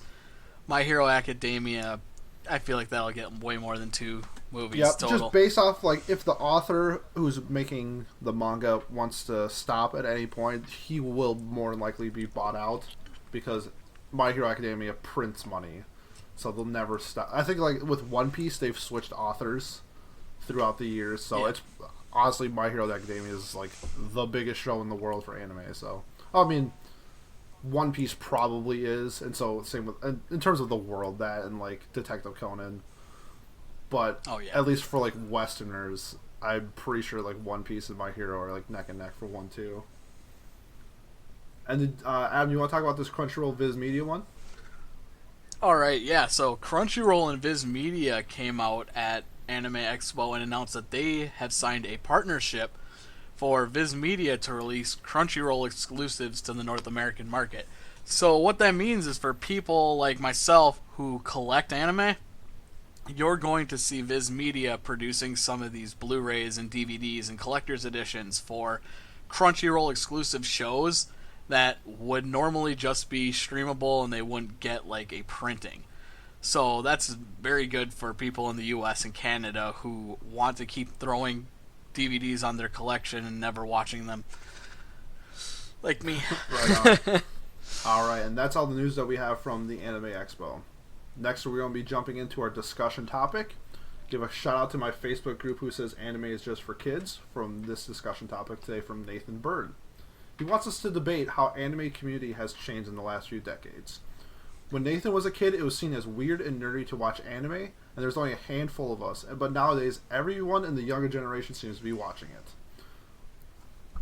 Personally, I have only been watching anime since, like, hardcore anime since 2017, so I can't discuss it back then, but thanks to my job, I'm very good at analytics, so I'm going to bring up some analytics that I found off of Mal and Reddit to show the change in structure of culture and how it's shifting. So in the 1990s, the 1980s, the most popular genre was sci-fi, action, and adventure. In the 90s, it was comedy, action, fantasy, and sci-fi. So sci-fi started falling off in the 90s. In the 2000s, the most popular genre was comedy. There's twice as many comedy than there was by the next genre, action, followed by fantasy and shonen. And currently today, comedy still dominates the genres. But now shows such as music and slice of life are now in the top 5 for most popular genres, with action and fantasy being number 2 and number 3. So I think it's changing a little bit based off of who's watching it. You can definitely see in how the genres are changing that more and more people are looking away from maybe like the mechs that dominated the 80s, the sci-fis, and looking more towards relatable type of shows. And I think because of that, with how the shows are maturing and maybe can reach a broader audience, that the culture is also changing. And I think more and more people are getting into it because they're seeing these type of shows that they would like to watch, especially the older generation like me, who I'm 28. I'm definitely looking more towards shows that I can relate to than giant robots fighting each other. Yeah, I think the biggest change is just actually how available it is. You see, back in the day, like 1980s, 1990s, when sci-fi, when you're going to get a lot of mech shows, the people that are going to be able to import it, because you're not going to, there was no streaming services back then like Netflix or Crunchyroll or High Dive or any of those where you could stream it online. The only way to really get access to it was to import it or have some kind of like illegal copies made and like brought over on VHS. The only people that are really going to be doing that are the people that are one tech savvy enough to figure out how to do it, and that's going to lean toward a certain or a certain type of audience, which I think was why the sci-fis were so popular back then, at least over here. You're going to get the people that are into computers are going to probably be into your sci-fi action style animes. And as time went on, as their internet speeds and stuff got more powerful and these streaming services started opening up, it became more available to more people, and so it stopped being such a niche audience that could that had the ability to watch it, and it opened it up to be seen by more people. And I think for kids, for how much they're given like a bad rep for some of their bad dubs, their ability to like change shows for an American audience with like Pokemon and Yu-Gi-Oh and stuff, that was and even like One Piece was a big bridge for young audiences to get into it at a young age and then grow into the medium. And so I think we owe a lot to like 4Kids and a lot of these streaming sites, as much as we might give them crap for some of the for being behind, that they did do a lot for promoting the medium to a younger audience. Yes. And to branch off what he says, like when he was a kid, it was seen as like weird and nerdy. And I think a lot of times, especially in our age, it's also kind of viewed as that. Because I think a lot, like you said, the availability of, at least in our age, on TV, it was Pokemon, Yu-Gi-Oh!, Digimon. And then when like Toonami and Adult Swim came around, it was like Full Metal Alchemist. It was... Yeah. What else was on there? Like Yu Yu Hakusho, Dragon Ball Z. Yeah, you get those shows. So it's like, it's very limited. So like, people in our generation, if you went out of your way to find this like niche type of show, you were seen as like, wow, that's really nerdy that you're trying to find these Japanese cartoons when you can just watch SpongeBob on Nickelodeon. And it kind of feels the same to me when I was a kid. That I'm not gonna say I was like made fun of, but like I played competitive video games like my entire life, and I was viewed as like a nerd. Like, Peter plays video games, like what a nerd. But now everybody plays video games, and it's kind of getting to that way now where, yeah, I'm 28 years old and I watch anime, and like I'm not afraid to like announce it. Like, it's a really cool medium or media, and people should watch it. And like more and more people are coming out. It's like, yeah, I watch anime too. So it kind of feels like, when people were made fun of, when I was like made fun of as a kid for being a gamer, it's kind of how I feel now for like watching anime. But it's like more and more people watch anime. They just don't say that they watch anime. I recently got done with my softball league on Wednesdays, and we went to the bar and got drinks, and I brought up like my podcast I was doing with my friends, and some kid on my team who I'm like semi friends with. He's like, "Do you watch Attack on Titan on Hulu?" I'm like, "You watch Attack on Titan on Hulu?" He's like, "Yeah, of course. Like, Attack on Titan is great." I'm like, "Do you watch any other anime?" He's like, "No." But I'm like, it's the type of people like you wouldn't expect them to watch anime, but like more and more of them are coming out of like the woodworks, like admitting that they watch it. So I think it's right now it's still kind of viewed, at least in our generation, as weird and nerdy. But I think that stigma is slowly dying. Yeah, it's definitely like still there for our group, but it's going down. And like I said, I think a lot of it has to do with when we were a kid and the shows that were available were targeted at children. And so when you get into like the high school level and people start outgrowing that kind of stuff, they see anime or hear the word anime and they immediately think Pokemon, Digimon, You read my Dragon Ball mind. Z. They think kids shows.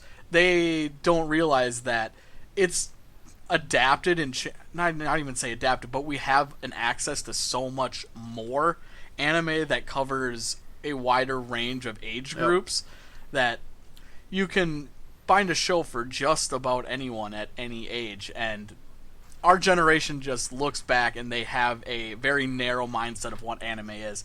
And I think the kids growing up nowadays don't have that. They see anime as the more wide, like, varying genres that it Yes. And includes. I'm trying to involve it as much as possible. So when something like, for instance, Carol and Tuesday being added to Netflix, I make it a big deal because to a lot of people who don't watch anime, Netflix that's their source of streaming content.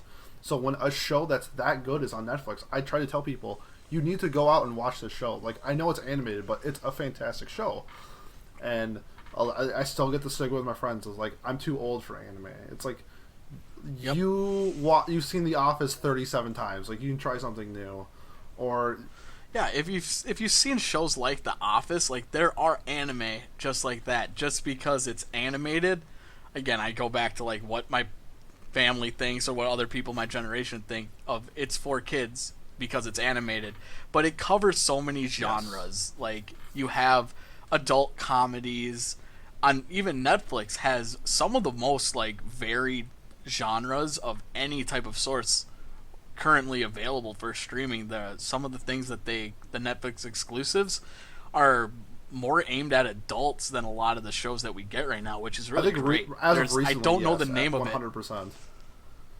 I don't know the name of it, but there's that one with the cute little fox looking thing that I hear is just if you're like a millennial, you'll just absolutely love it. Gretzko? I haven't seen it. I'm not sure It's on the it. I have Netflix to go look. one, right? Yeah. Yeah. So that's a Gretzko. So season 2 just recently came out. I watched season 1, and that's another one. I was watching a show recently on Netflix that was exactly like a Gretzko, but it was made in North America, and like the animation style is very similar, but they speak English, even though it's called Tuca and Birdie, and it's Okay, very yeah. similar to like a Gretzko, and people will watch Tuca and Birdie because it's was made in America, even though a Gretzko has an English dub that's really good. I'm like, you should give this a chance if you like it. And they're like, I don't know how I feel about anime. I'm like, you just watched an animated show and you loved it.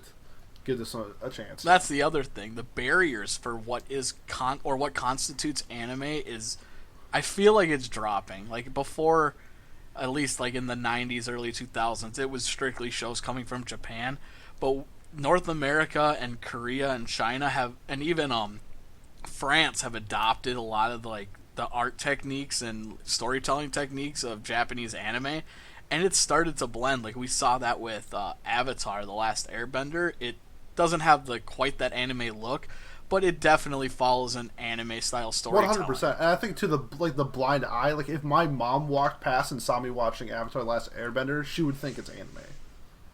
Absolutely. Like maybe if she saw like the Nickelodeon sticker at the bottom of the TV or something, she might change her mind. But like, it's definitely one of those shows where, like, my roommate does not watch anime, but he's seen every single episode of Avatar: The Last Airbender, and he loves it. It's one of his favorite shows of all time. But he won't watch anime. Yep. I'm like, dude, I know Avatar is fantastic. Like, you should check this. You should watch X show. It's just like Avatar. You'll love it, and he won't watch it, and I don't get it, and it drives me crazy. I just want people to talk anime with me. That's all. Yeah, absolutely. It's about tearing down the Yes. walls when it comes in the end. I think it's just a stigma. It's different where, like, if you just don't like anime, that makes sense. But it's like the people who watch, like, especially on Netflix, so I'm going to use that as an example. They watch BoJack Horseman. They watch Rick and Morty. They watch Tuca and Birdie. They watch these animated style shows that you can watch, and they're hilarious. And, like, Rick and Morty is, like, one of my favorite shows of all time. It's like, I love Rick and Morty. there are shows that are very similar that maybe are even better, and they're in dub, and you can watch it in the background if you want, and they just refuse to watch it, and it's just like this stigma of like no one's gonna make fun of you for watching anime anymore. Like we're not in high school, like nobody cares. Like we're at the point where like literally nobody cares. So it's just like I understand, like watch what you want to watch, but like if you're bored, you should like maybe you could discover something that you didn't know before. Because it was like me, where like I didn't watch anime, I watched Food Wars. I mean, it literally changed my life. Like, side story, if it wasn't for anime, I probably wouldn't go to the gym because I was watching so much anime.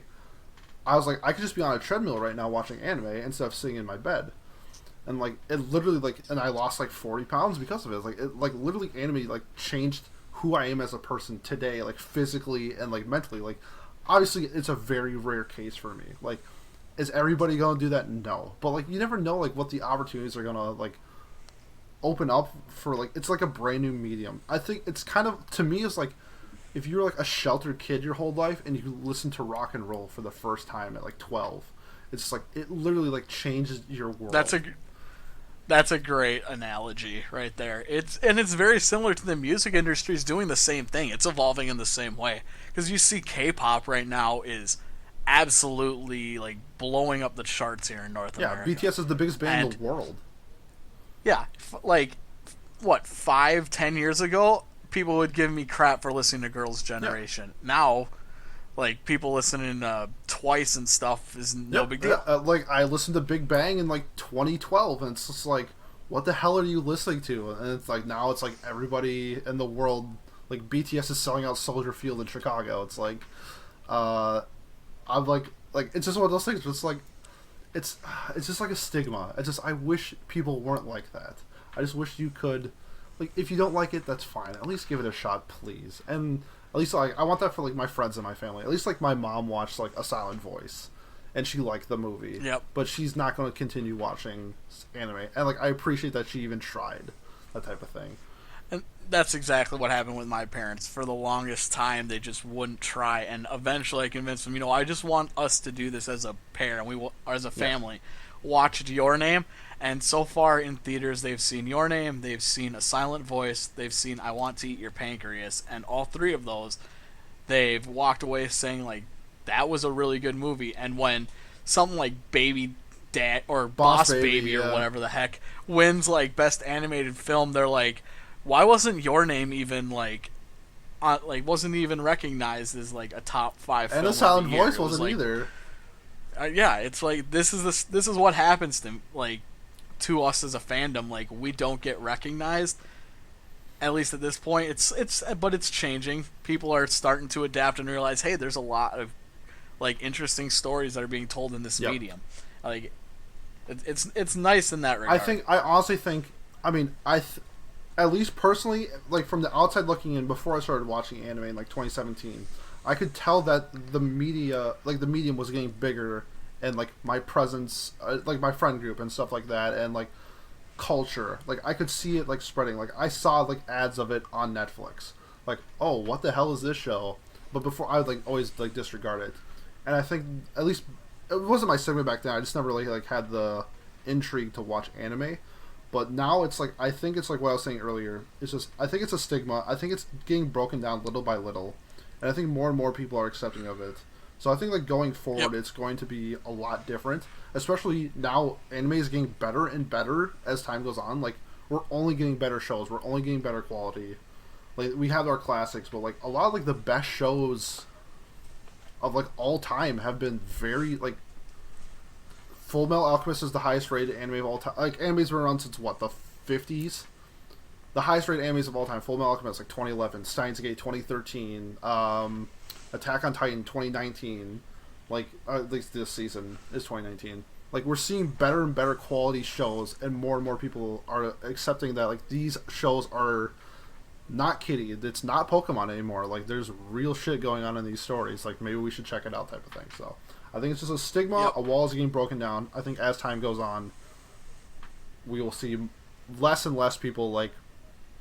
I mean, the people who are like actually want to see it will actually like go out and try it, and the people who if it's not their thing, that's not their thing. Yep. All right, that was a good discussion. I think we're going to transition that into our viewer questions. All right. The first question today comes from our personal buddy Matt Men. He said, "Describe your first con experience. How old were you, and where was it?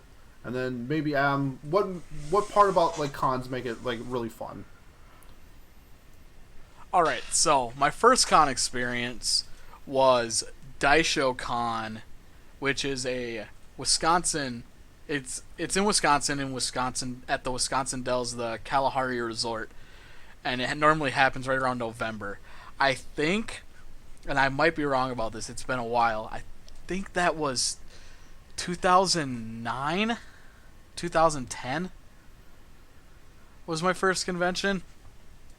And so, what was the where was it at? What is my favorite part about the conventions?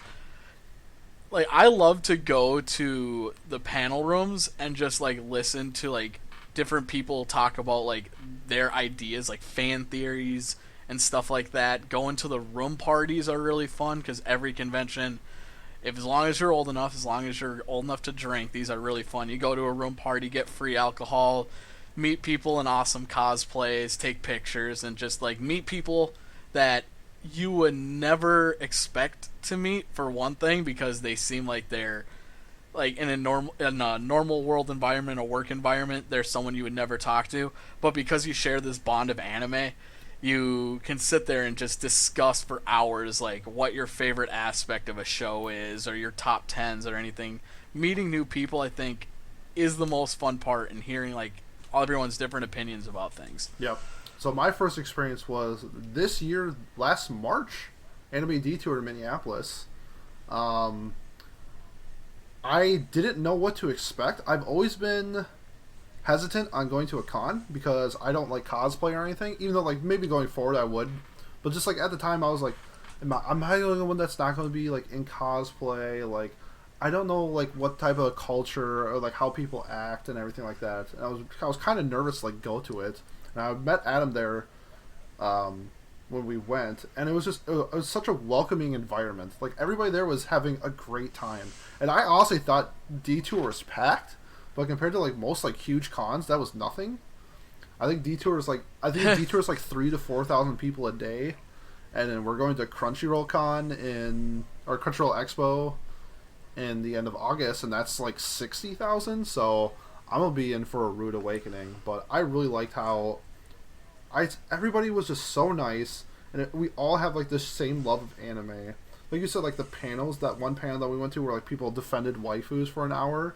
I had a blast. It was so much fun hearing some guy defend Toru from Kobayashi's Dragon Maid for 45 seconds at a time, and I was.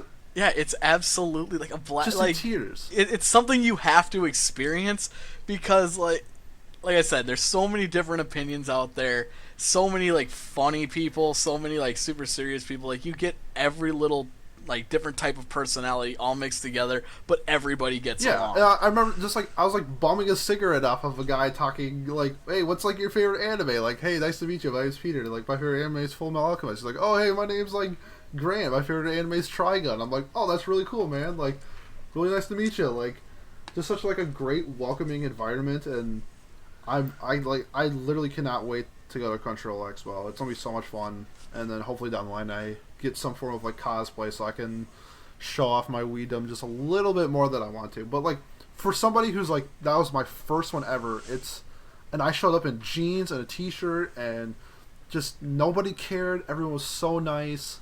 Like, literally, it was just like a great welcoming environment. And I know that there's obviously with like any culture there's like bad people, and I know there's like creeps who like touch girls and stuff because some of them are like in like skimpier outfits. Like, those people suck, obviously, but like 99.8% of the people at these conventions are fantastic people.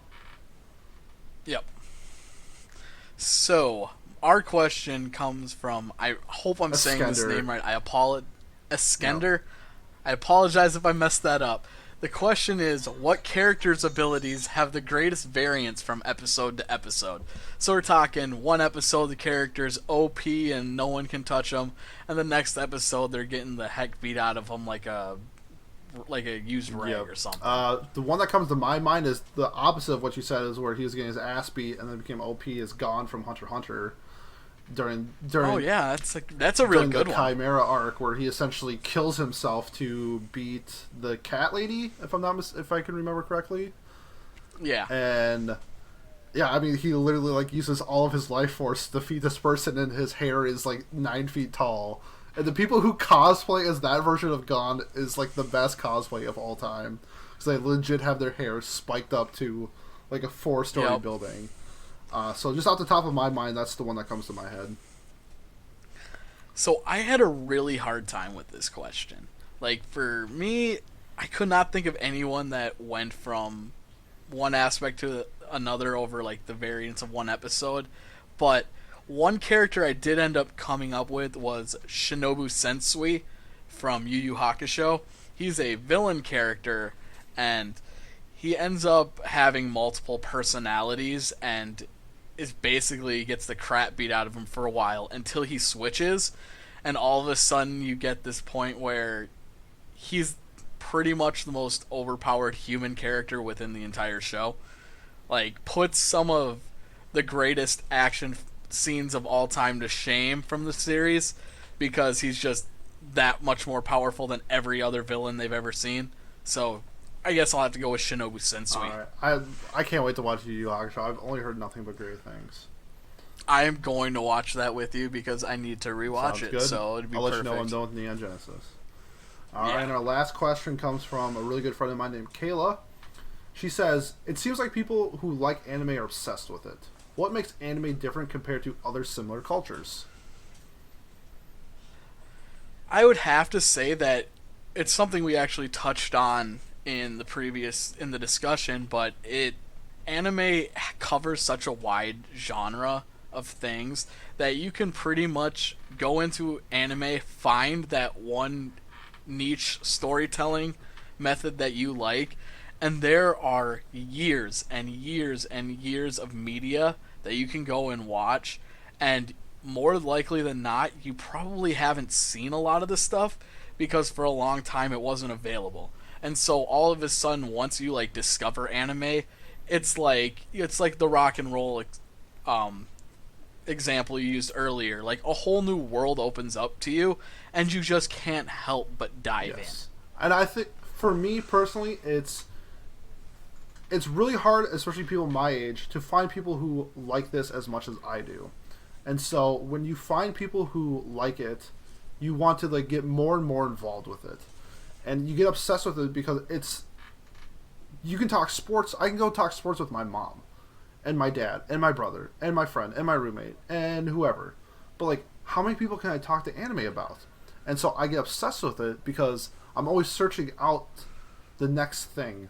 Like the next person I want to talk to about this. Or, for instance, me and you talking about the next season of anime because it's something that we enjoy a lot. So it's always just like, it's so not accessible to what like my interest compared to other people. So I'm obsessed with it just because of that. And like you said as well, like you like romance anime and you watch Toradora for the first time and you love it and you want to watch more romance anime. Guess what? There's 1,000 more romance animes out there, and you're just like, what? This is amazing. And it's just one of those things where you get just, there's just so much out there that you can watch and like, or read if you like manga or light novels, and there's just so much content out there that like you just want to like share it with people and how great this is. And it's all of that. Yeah, it's all that and more. It's a communal experience, an individual journey that you eventually want everyone to be able to, take a chance on. All right, and our last segment is called Off the Cuff. It's a question-based segment where I ask Adam a question, he asks me a question, and we have no prior knowledge of what either of us are going to say. So I'm going to go first for Adam. Adam, there's much debate around the anime culture in the world of who is best boy and girl or a waifu husbando. How do you determine someone is categorized as a waifu husbando or best girl or best boy? And then a bonus question, who is your waifu husbando and best boy, best girl? Alright, so for me, I think it's actually very easy to differentiate the two. Best girl, best boy is, for me at least, whichever character I feel like has the best development, or at least like the most personality to them, where I feel like they're an actual real person, or a real character that I can, like, they have their likes, they have their dislikes, they have strengths and weaknesses, And I don't necessarily need to be able to relate to them, but I can see that it's a real person there, or the best example of a real person. For husbando waifu, it's basically whichever one has the characteristics that I find attractive. Like, it's the person in a show that I would most likely want to be my partner. If I were in the main character's point of view, I would be seeking out a relationship with that person. So they might not be the best character written, but they have the right characteristics that I'm looking for. Gotcha. And who is your waifu husbando, and if you have a best boy, best girl? Well, best boy, I don't know if I have a best girl. Best boy, though, for me, is Simone from Gurren Lagann. Great answer. I absolutely love his character arc. I relate to Simone when he's younger and afraid of everything. Like, even starting this podcast, even though it's something I'm really passionate about, and I know what I'm talking about, I still get nervous every time we hit the record button. And I'm sure the people here can hear that. I'm not the best public speaker, but I can relate to Simone in all of his ways of being scared, even though he's brilliant at what he does, and eventually trying to grow into that person he becomes. I love that about him. So, for best husband, or if you best have a husbando, boy, best girl, otherwise your waifu. My waifu, that's a real hard question. If you have multiple, that will work as well. Like I said, this season I had a couple. I really liked Raftalia. I'm a Rem from ReZero is pretty much the perfect woman. I absolutely love Rem. That there's a whole speech that she gives in that series about why she loves Subaru. Yep. And if someone ever said that to me, like, with the passion that she has, my heart would absolutely melt. So I'm gonna take a weak answer and go with Rem. But I have so many, like even Urika from We Never Learned this season, I've absolutely loved. So Cicely from Wise Man's Grandchild was cute, but I think Rem for me is still number one. Hey Adam. Yeah. I love Amelia. That's your choice. That's before. I don't have a problem with Amelia fans. And before you ask me my question, my waifu is Chizuru from the show Real Life, and the best thing about her is she's 28 years old. Oh, that actually reminds me of another character that I feel like didn't get the representation she deserves. I wish I could remember her name now, but the main character from the one. Oh, what show? It's not the. It's the one about the girl who's playing MMOs and like falls in love Recovery with, of an MMO she junkie? plays like, yeah, Recovery of an MMO junkie. Her character's pretty great. Her character's in that. fantastic. Yeah. And she's about the same age. I think she's like 30, which is a year older than me. But I can also relate to that. I relate to her a lot, and if she were a real person, that's the type of person I'm looking for in real life. She isn't a perfect anime character, but as a real person, I always tell people I'm a 6, but I'm low maintenance, so I'm an 8. Alrighty, so here's my question for you. So this is going off a question we had last week that you asked me last week about Evangelion and an Idol show. Okay. So what anime genres would you say are necessary for understanding what an anime is and being an otaku? Ooh. And give examples of shows that like fit these. Wow. An otaku, that's a very specific genre then. Okay, so if you want otaku, it's got to be idol, so music, but it has to be idol music. Shonen has to be like, you have to watch like One Piece, Bleach, Naruto, like one of the big three, or like maybe Dragon Ball Z, but I don't know. Just say, you gotta put Dragon Ball Z in there. Most people just say like the father of all. They mostly just say like the big three, so something along of like action battle shonen. A long running one, or just any action battle? They're like all really long, so it's like it doesn't like.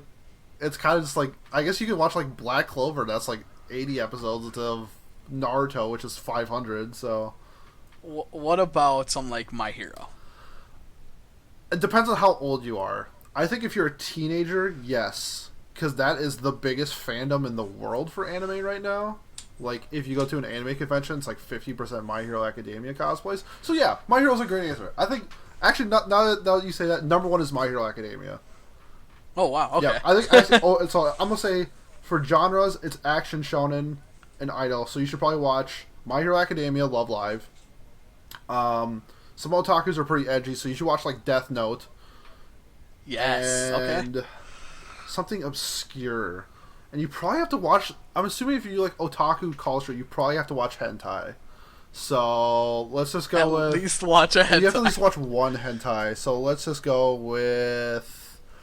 Oh man, that one where she's a succubus and everybody's seen it. That succubus one.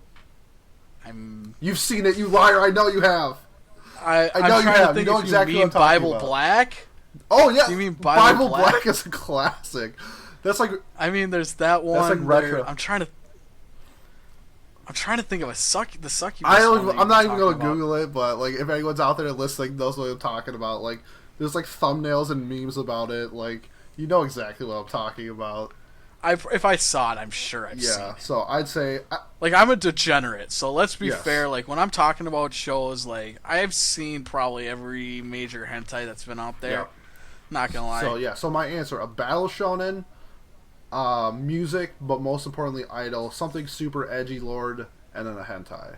So my Alright. hero, Love Live, Death Note, succubus, hentai. Alrighty. All right, and that wraps up episode 2 of the podcast. Please follow What Do You Say Anime at What Do You Say Annie. That's What Do You Say ANI on Twitter for news and updates in the world of anime as well as our podcasts. While you're there, shoot us a question or discussion topic that you'd like to hear from us on the next episode, or you can email us at whatdoyousayanime@gmail.com. Thanks to everybody listening, and we will see you next time.